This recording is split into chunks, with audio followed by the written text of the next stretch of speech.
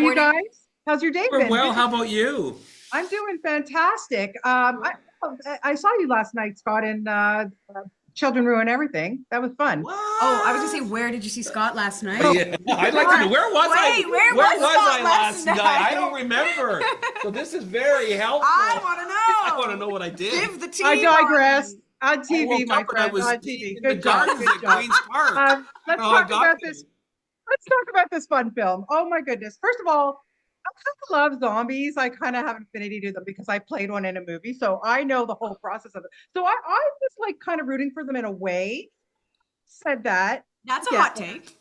That's a But hot when take. I started to watch this film and I go from the mind of Clive Barker, I'm like, I'm in. So, let's start with you, Gabby, because how on earth do you find your inner voice for Gracie to become a wolf? Yeah, well, I was really lucky. This team has been working on this project for like a decade. It's kind of their baby, and so they really were clear on what they wanted, and they'd still give me some room to play around and try my own thing, and but they were quite clear on what they wanted, and the other wolves all have a little Appalachian twang. So they were like, why don't we give Gracie a little twang, so she's not so ostracized. So we worked together to figure out where that felt right, and otherwise, a lot of paying attention to dogs and watching a lot of wolf documentaries and like literally watching how they sniff, howl, listening to a lot of Appalachian folks speaking, a lot of like just watching and then trying things out literally in my living room, like sniffing. You really got method. Yeah. She did the work. More just to like get the sounds, right? Because I wanted to come in prepared. It was also kind of my first animated film, and I really wanted to come in with choices and options for everybody. So a lot of things were figured out on the day, but I guess I did. Yeah, you did. Oh no! Great job. Oh no! I was a keener. Yeah. I did no work at all. I was a bad actor. You know what? You pulled it off beautifully. It was fantastic. Now, Scott, for you, I mean, how do you find your inner ostrich? Do you have one running around your home? Like I do. I have a pet ostrich, obviously. He's into niche pets. I've always loved flightless birds. I used to have an emu, and that didn't work out very well. And then I got rid of him, and I got a cassowary. And then when he tried to disembowel me, I said, "This isn't what I want." He said, "Maybe not." And then someone said, "What about a penguin? They're flightless birds." And I go, "Yes, but they need to swim, and I do not have a pool in my condo." Right. Yeah. So I got an ostrich. And that has worked out beautifully. And he just lives on the balcony. And then how do you think I feel when I'm offered this part as an ostrich and I live with one? So it was quite something. Who would have thunk? But I have to say, I would have. Ash, But yeah. well, Ash is a little unsettled, a little nervous. Like, He's did nervous, you feel, yeah. Yeah. Did you relate to Ash in any way? Well, I'm not really a nervous person. No. Okay. He's funny. I think I like to be funny. Yes, you can definitely be funny. You've proven be that over. I funny. think you're funny. You think I'm funny? Thank you. You think I might have hot take. I think Scott's funny. I like being You know funny. what? I think he's a lot more nervous than I am, but I like those kinds of characters. Yeah.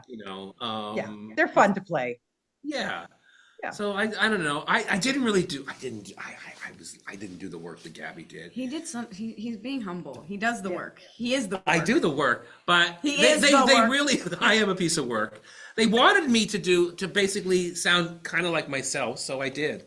I changed it a little. I mean, I think I speak a little. You sound different. I do sound different. Like I'm a little higher in my register, and I talk faster. And you make great sounds. I make a lot of noises. In between sounds. In between sounds. We talk about that. But that's the hardest part, is the in-between sound. The stuff that isn't on the page. Exactly. There's so many different ways of screaming. There's so many different ways of groaning. It's quite something. And they'll say, we want 5 groans, but they all have to be different. And that's very difficult. Yeah. Well, for sure. I mean, you're using a different muscle when you're behind the, you don't have a camera in front of you. Yeah, absolutely. Absolutely. And you're given that kind of thing. It's much more physical making noises than words. I agree. No, the walla and the in the between sounds is the harder part. Yeah. For sure. And at the end of the session, they'll always say, now we got to do all these sounds. And that's the part I don't look forward to, because I find it the most difficult. It's definitely the hardest, yeah. But how challenging is it when you don't have anybody to kind of feed off of, when you're behind that mic, Gabby, and you're like, I mean, you have the director directing you, of course, but you don't have anybody to kind of play off of. Did you enjoy that process? I think when you have to be sort of solo, it isn't as fun, and No. it is much harder. You kind of have to go into your mind palace. But we were lucky. Scott Farley, they brought in Scott Farley, who's a wonderful actor, to read for all the other characters on all of our records, and he killed it. Like He was great. He was amazing, and so playing off of him was really wonderful. Even though I didn't, we did a reading all together, which was great, but we didn't get to work all together in the booth.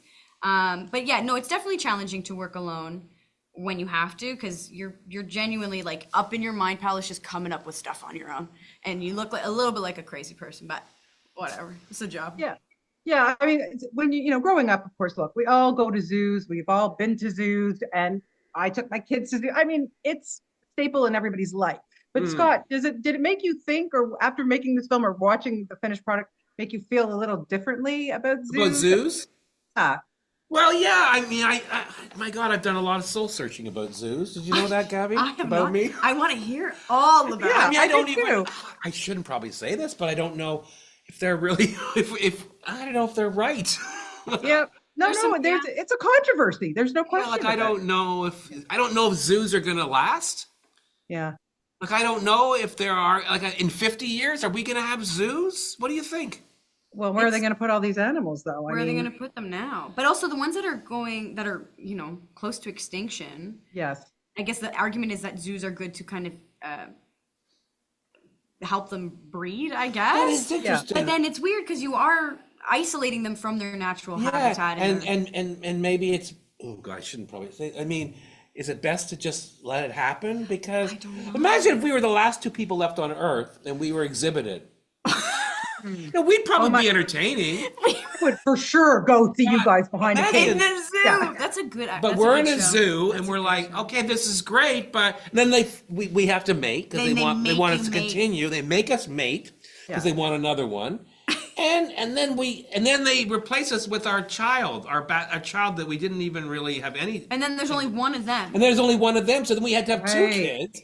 So we'd have to have a boy and a girl so they could keep mating. Yeah, This is getting complicated. No, Yeah. it's an interesting concept, and you're literally plucking these animals out of their natural habitat, and yeah, it's so complex. And yet, I must say, like in Toronto, we do have an amazing zoo. We do. And I've We seen do. zoos all over the world, and Yeah. trust me, the They're Toronto not- Zoo is better than 99% of all the world zoos. Oh yeah, no, it's There's top some for sure, and they horrifying do zoos really out there. treat the animals extremely. They extremely do. well. They Yeah, do. 100%. So- And what I've loved about this film too is there's some little scary moments, not too scary because it's for family, it's for kids. But what I love about it is that it introduces kids to a little bit of scary stuff because of Yes. the aliens.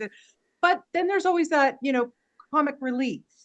With that, you guys must have enjoyed that part of it, I would think.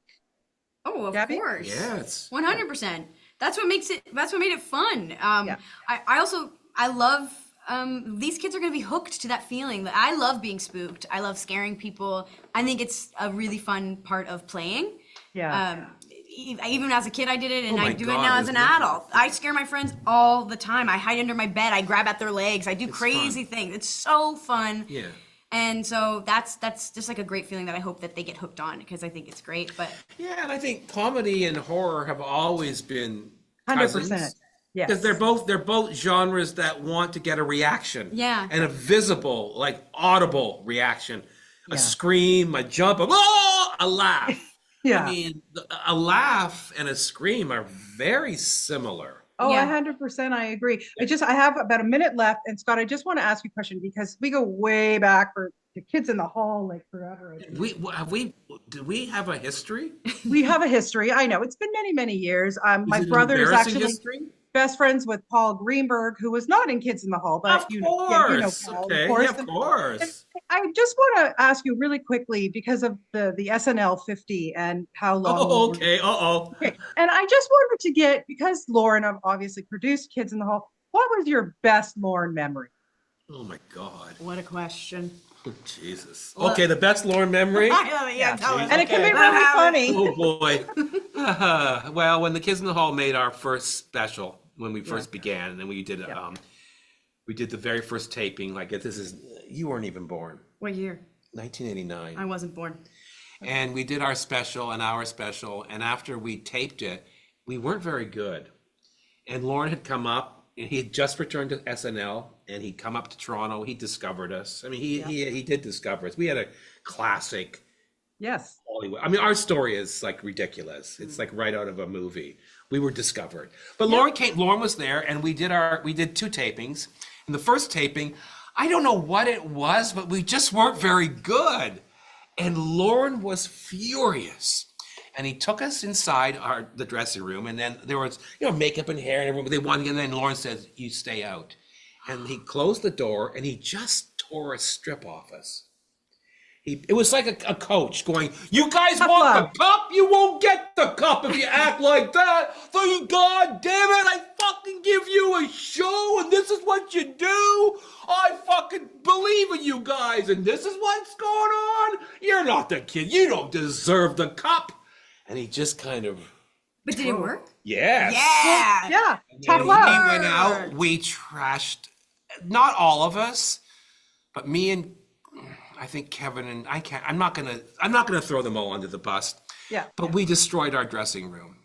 That's great. Okay. You guys really were like We took angsty our kids. chairs and we broke them, and they were trying to get in, and we said, "No, we have to do this." And when we went that second taping, we killed it. Yeah. But Well, Lauren knew that that's what he had to do. yeah. Well, he's a genius. There's no question about it. And We so got to give that's- him that. I mean, it's not what you call like a sweet memory, No, but it's cool. but it's But- exactly but what But look happened. at you now. Look at you now, Scott. He knew we Thompson. were a There you go. team, and he knew that this is what you have to do, and he had to shame us. Yeah, he got you. He knew. It works. He's got his methods. Guys, thank you so much for your Thank time you. today. This film is really adorable. I loved it so much, and appreciate your time. Have a wonderful weekend. Thank you. Thank you. You Thanks, too. Bonnie. Okay. Bye-bye. Bye.